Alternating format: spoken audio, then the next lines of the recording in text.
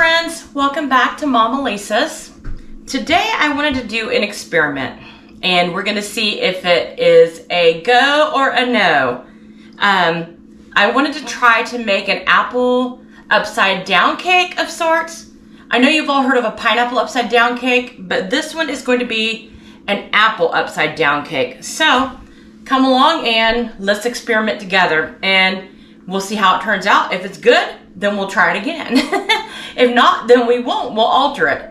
I love experimenting with recipes and changing things up to see what else I can make with it. And I think that's how we come up with great recipe items that people talk about. So here we go. So what I have here is I have the stuff for my cake layer and I have the stuff for my upside down, my apple layer. So I'm going to finish mixing my apple layer.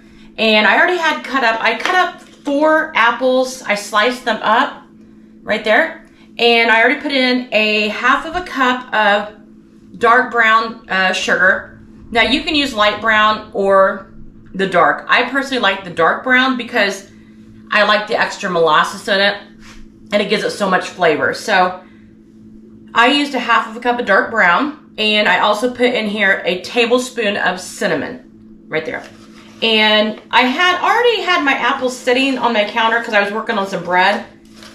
So I mixed in a little bit of lemon juice with it. So if you want to peel up your apples ahead of time and just, put them to the side. Because I don't know about you, generally when I'm baking or cooking, I'm usually multitasking, doing other things while I'm doing it. Typically about 2 or 3 recipes going on at the same time. Like over there, I got my bread rising to make some rolls for sliders. So I peeled up my apples and put lemon juice on them and set them to the side, which will keep them from turning brown on you. So I'm going to just mix this brown sugar and cinnamon in with my sliced apples. And I've got a half of a cup of pecans chopped right there. And I'm going to dump those in there also. And let's mix them in there. And this is going to caramelize the apples and the pecans on the bottom of the baking dish while it bakes. At least that's my theory. So we'll both see together. And then I'm calling for a half of a stick of butter, which is 4 tablespoons. And I'm going to go ahead and dump that in here that I already had melted. And 2 tablespoons of flour. Just so that'll thicken and it won't be a runny bottom and make the cake mush. That's what the 2 tablespoons of flour are for. And I'm just going to mix that well.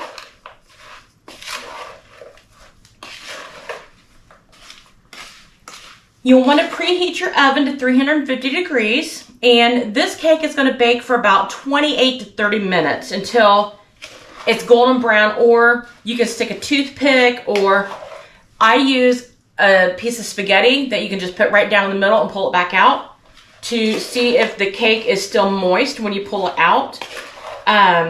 So that's how you'll know when that is done. Now I know there are probably more scientific methods to be able to determine whether a cake is done. That's just Mama Lisa's way of doing it. So, let me make sure we get this all well mixed. And all my apples are all covered with the flour and sugar and cinnamon and butter. Okay, let me double check my apple topping. So we're going to use 2 cups of sliced apples, a half of a cup of dark brown sugar, or light, but I'm using dark, half of a cup of pecans chopped, a tablespoon of cinnamon, half a cup of butter melted, and 2 tablespoons of flour. We've got it all. Now I already have my pan ready to go with my bag of Redmond's real salt sitting there because the parchment paper keeps wanting to come up and that's making me crazy. So I put my salt in there to hold it in place so I knew it was there. And I cut my edges just to make it fit in there real close to perfect, but not really perfect, as you can see. Because I didn't want it to come popping up when I'm trying to put my stuff in there. So, let's put my first layer in of this. Experimental, hopefully decadent, apple cake. Apple upside down cake. Because my goal is, the term says upside down, is to flip it back upside down so we can see the top with the beautiful caramelized apples and pecans on top of it. So I'm just going to spread that over the bottom.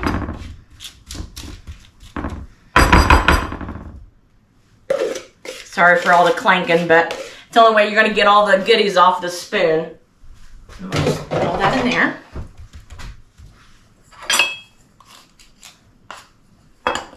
Just mix, put that all over the bottom real well.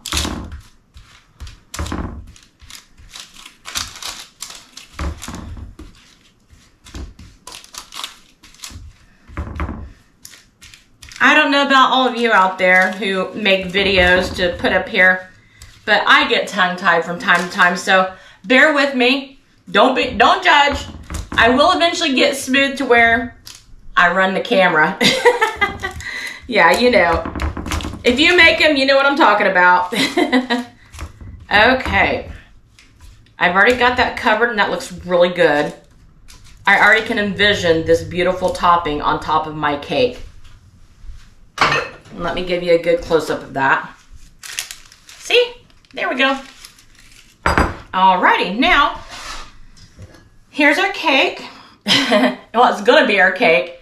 There's 3 cups of all-purpose flour in there. And then I'm gonna put in here 1/4 teaspoon of salt, and I'm using the Redmond's real salt. Well, it's stuck to the bottom. I was using it, but I'm going to use that. Alrighty. And we are going to add to the salt and the flour 4 teaspoons of baking powder. Make sure I get all that out of there. And let's see. I'm going to use 1/2 cup of white sugar and 1/2 cup of dark brown sugar. And why I got an additional cup of sugar, I don't know. I wasn't thinking, but I don't need a whole nother 2 cups of sugar in that, or a whole nother cup. So we're going to set that back here. And let me get a whisker. We'll just use a spoon. I always like to make sure my dry ingredients are well incorporated before I add any of my wet.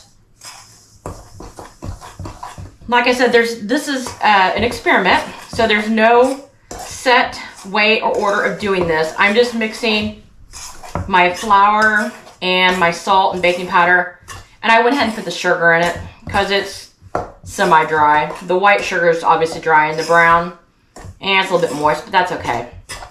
It does its thing. Now I've got 2 eggs. I'm going to crack those and make sure I don't get any shells in that. And what do you know? I got a great big shell in it.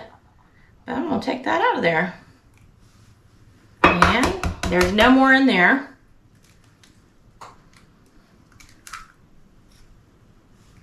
So apparently and is the word of the day. I say and a lot, but it's the word of the day. So there's 2 eggs, and those are up to room temperature. And I'm going to add to my eggs and my dry mixture, let's see, 1/2 cup of butter melted right there. And that's 1/2 cup. Make sure I get all that out of there. There we go. Get that out of the way. And let's see, 2 teaspoons of vanilla. And there's no great science to that. I'm just going to dump it. I mean, really, you can't get too much vanilla. I mean, I guess you could, but not really. So we have our 3 cups of flour, a 1/4 teaspoon of salt, 1/2 cup of white sugar, 1/2 cup of dark brown sugar, 4 teaspoons of baking powder, 2 eggs, vanilla, butter. The last ingredient I'm going to add is 12 ounces of evaporated milk. Now you can use regular milk. I did not have any regular milk on hand, so I had evaporated milk, which I keep on hand all the time because you can use evaporated milk interchangeable with most recipes. If you need a straight regular milk, if you reconstitute the evaporated milk 1-to-1, you'll have close to a skim milk. And you know, if you want more to a 2%, just less water. But I've used it 1 to 1 and it's been fine. But for this experiment, I'm going to go with the regular evaporated milk undiluted. So it's 12 ounces, which is 1 whole can of evaporated milk.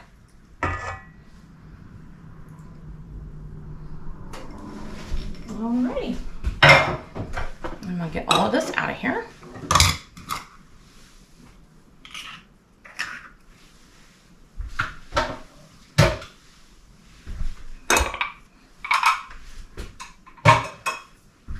Okay.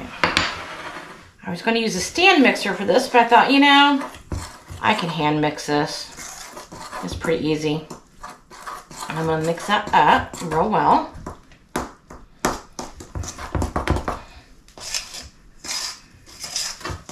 Back in the day when I was a kid, my grandma, who lived down the road from me, she was a little Italian lady. She never had this stand mixer like we have today, which I think is a great blessing. Everything she did was by hand. And I tell you what, I think she probably had bigger biceps than most men because all she did is stir, stir, stir. And this batter looks really good. So I'm confident that this is going to be a really good cake. I got a feeling it's going to be pretty rich. But what good is a cake if it's not rich? Who wants to eat a cake that's not rich? I mean, you know, really. Oh, goodness gracious.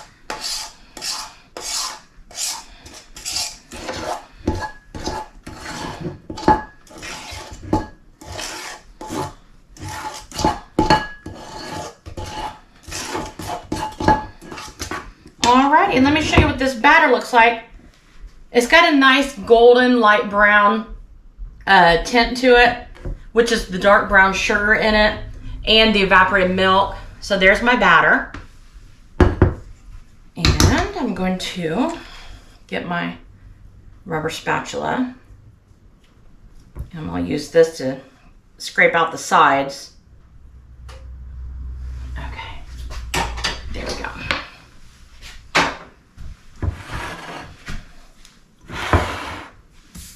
My recipe there. Get that one good fold there to make sure it's all good and incorporated. Okay, let's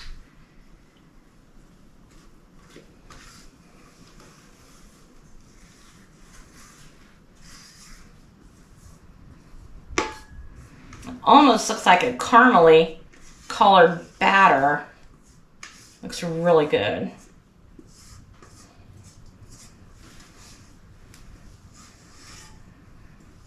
All right, now I'm gonna spread that. Looks like I have a little bit of butter that didn't get completely mixed in, but it's okay.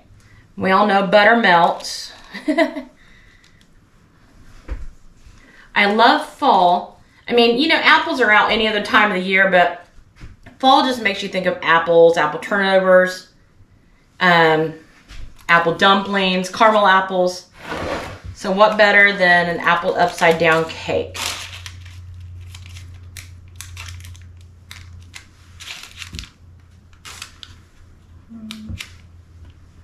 Looks really good. I can't wait to see it. Let me get something to clean that off with. I mean, granted, there's minimal on there, but it's one of those things I'm kind of OCD about. Every little drop counts.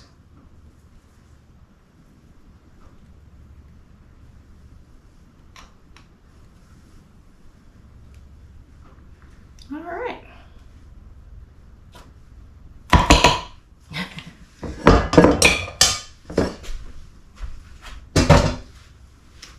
And there's my cake, my apple upside down cake. I'm going to put that in my oven, and then I'm going to wipe this counter off, and I have some bread dough in there. I showed you guys the other day how to make this Italian bread. It is the best Italian bread. Well, I made another batch, and I'm going to turn that into rolls, basically miniature hoagie rolls for sliders. So hang around and we'll do that together too. So let me put the cake in the oven.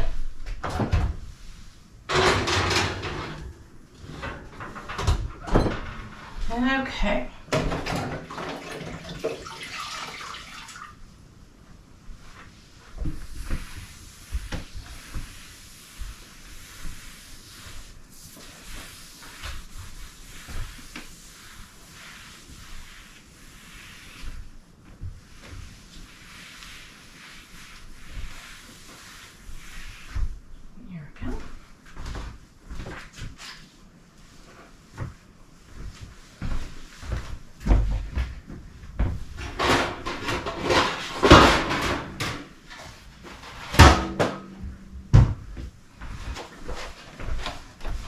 Sure, leave y'all hanging there. Had to go get my big pan for my rolls, and I'm going to put parchment paper on that.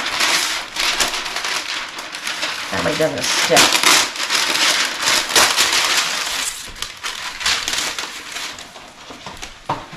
And this is going to curl on me too, which I don't like. So I'm going to cut the edges of this off. Well, that don't look very good there, but that's okay.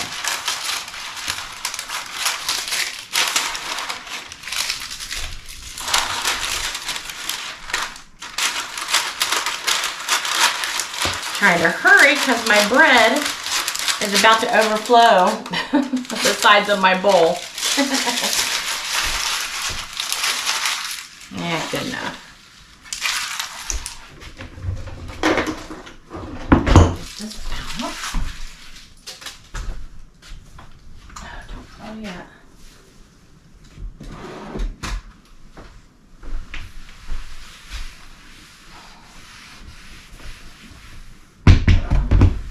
My big old handy dandy flour canister. The thing weighs about 10 pounds.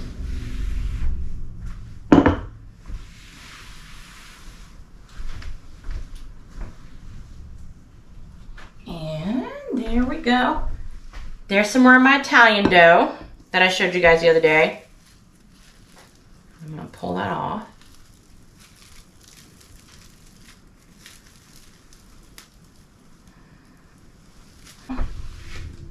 Not me. Usually I like to turn this out on parchment paper, but I think my parchment paper is about empty, so I'll just clean up the mess here. Put this over here in my way.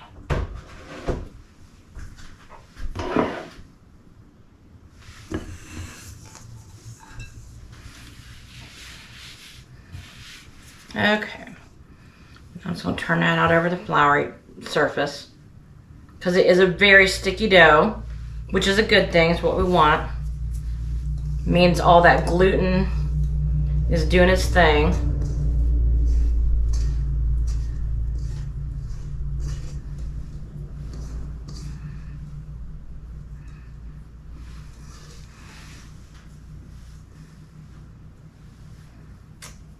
It's a sticky one, that's for sure.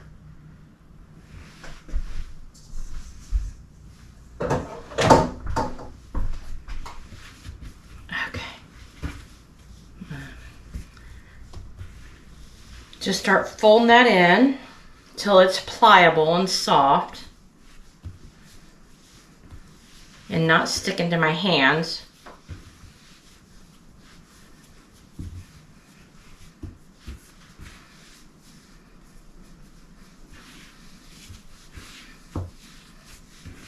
It's a nice dough.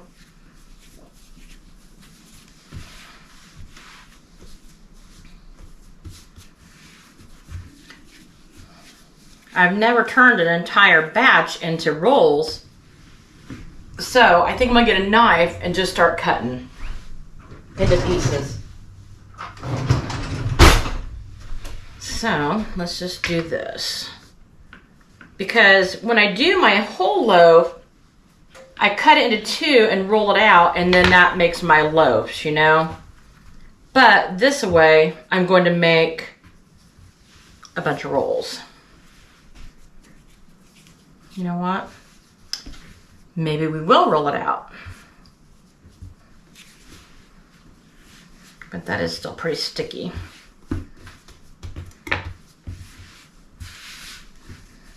Okay. Let's roll this out. Then I'll cut it. I made a bunch of rolls the other day out of it, and they turned out great.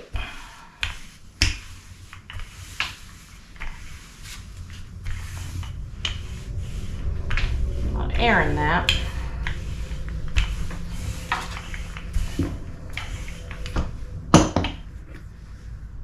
You know what? Let's do the pizza cutter because it does better instead of my knife. If I can find it.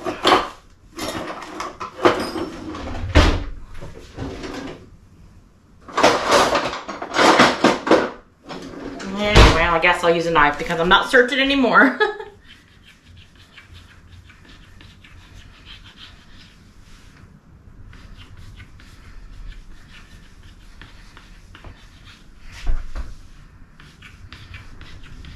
My goal is to not overwork the dough because when you overwork a dough, it makes it tougher. So, that's why I figured I don't want to overwork this. But I do want to make my rolls. I'm sure there are better recipes for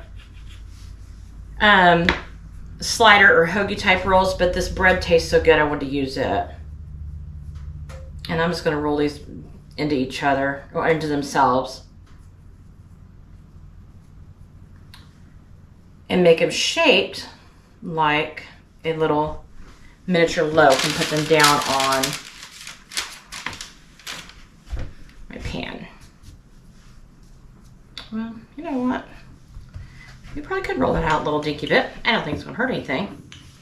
And then roll it just like I do the big loaf into itself. Yeah, so sitting there trying to fold it under to make it look perfect. Yep, I'll just do that. You know, you learn something every time you try something, so that's the name of the game as long as you're learning. And typically you really can't go wrong. I mean, not really. There we go. Maybe a little tedious, but hey, that's the way it is. Anytime you're making bread or rolls or cookies or whatever, it's always tedious, but it's worth it, you know, in the end. Because you have a great homemade product. And, you know, you learn something new. And you wouldn't have known it if you didn't try. Now, that one's a little bit big, but that's okay. Definitely bigger.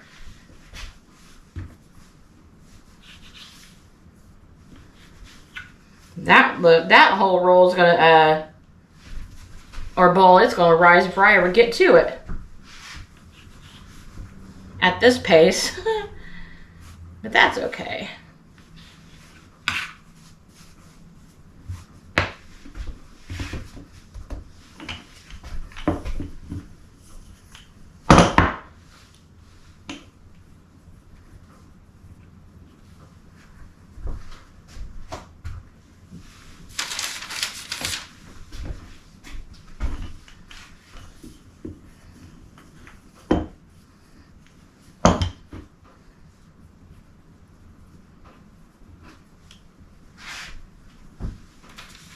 I didn't set an alarm on that cake, but I'll just eyeball it.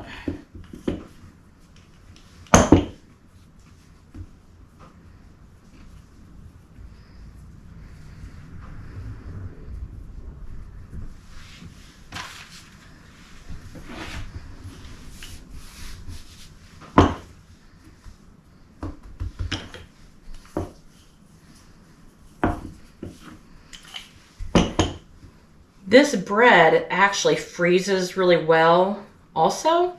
So I'm going to make these little rolls and then I'll freeze them. And they do good. Okay, let's do this one.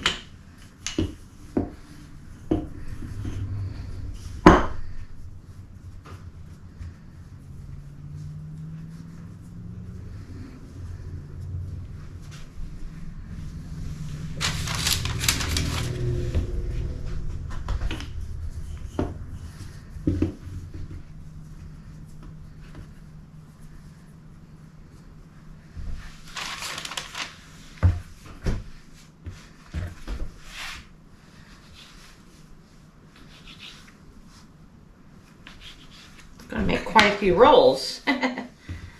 That's all right.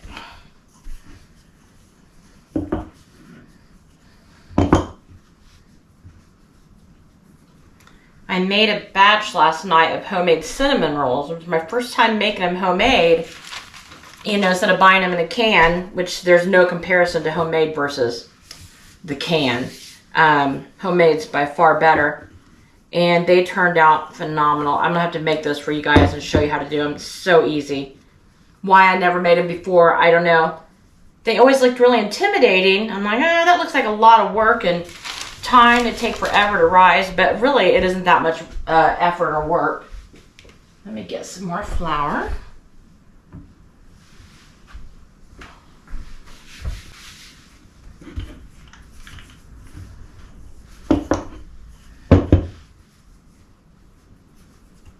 But they were, like I said, they were wonderful.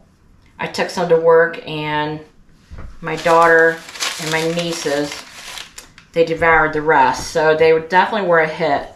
So we'll do another show on cinnamon rolls here pretty soon because I know everybody else wants some. My mom wants some and my daughter wants some more. Let me get another pan.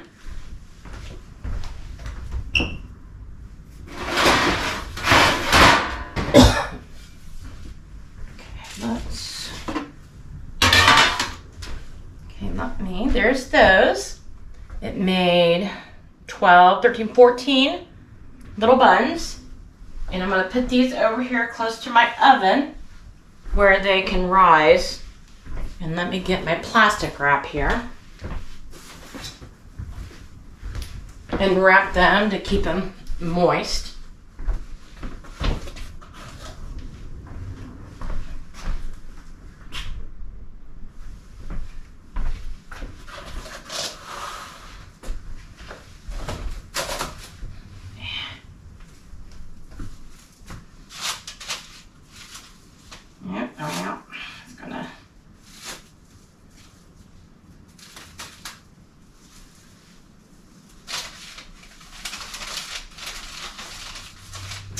Saran wrap is great when it doesn't bunch up on you. You know what? I did this the other day and it worked great. And that across there. That worked great. Let's do that. Alrighty, then I'm going to cover that with a towel and keep it warm and moist. There's that. Now, let's get one more piece of parchment paper I think we might have in there.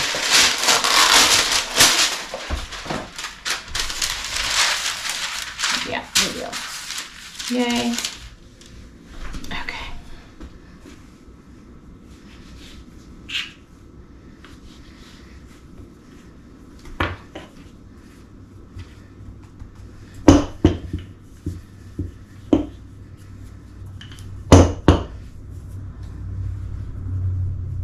Contemplating just turning that into one loaf because I've got 14 sliders.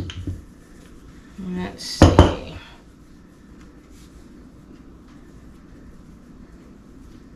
Well, you know what? 17, yeah, let's turn that into one whole loaf of bread.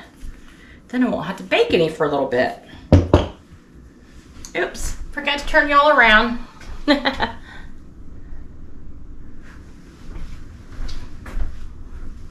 You don't want to see the rest of the wreck over there anyway. It's all my dishes, but hey, this is just real cooking.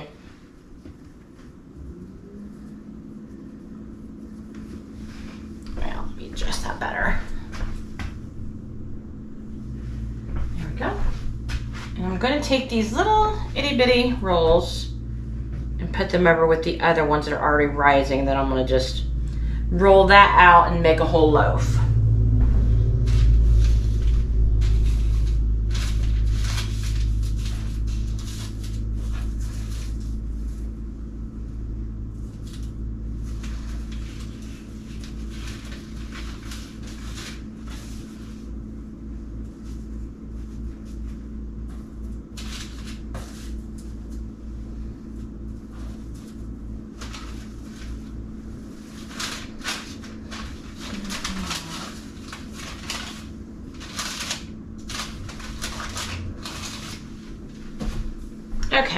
Now, let me get this last ball of dough. I don't need that. I'm just gonna roll this out. Basically punching it down without punching it down, but rolling it out to get rid of the excess air, because it's gonna rise again anyway, so. And I want this to be a big fat loaf for nice pieces of bread. So I'm just gonna take it out just a little bit, not much more. There we go, perfect. And I'm just gonna roll this back in on itself.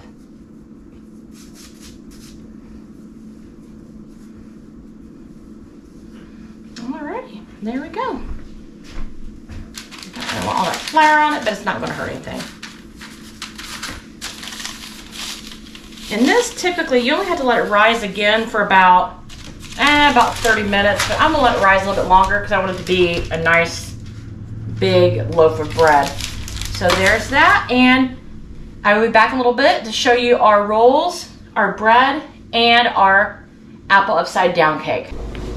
Well, here is our apple upside down cake. I don't know how well you can see that. I can see it, obviously, but it looks phenomenal and it smells amazing. Yay! I would say it's definitely a yay.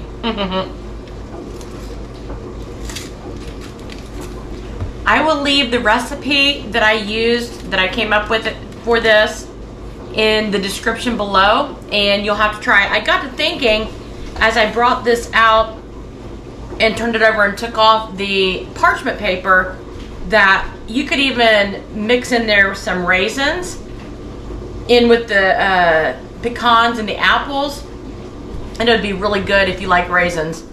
Not everybody likes raisins, but I think it would be a really good addition to it. And it's still steaming, so I am not going to add any kind of a glaze to it yet, but the glaze is super simple. Honestly, I think it's going to be a rich enough cake that it wouldn't really need a glaze. But just for, you know, decoration and garnishment, you could go ahead and put a glaze on it. But I'm going to wait for it to cool completely, and then I'll make the glaze. And I'll probably make it just a hair thicker. That way it doesn't, you know, completely roll off of here, which I don't think it will anyways. But I'll make a little bit of a thicker glaze and just drizzle it, not drown it, because it's already sweet enough. And here are my sliders. I meant to show you at the end. And then more of that decadent looking cake. Another productive day in the kitchen. My loaf of Italian bread, my slider breads, and my apple upside down cake. Definitely a productive day in the kitchen.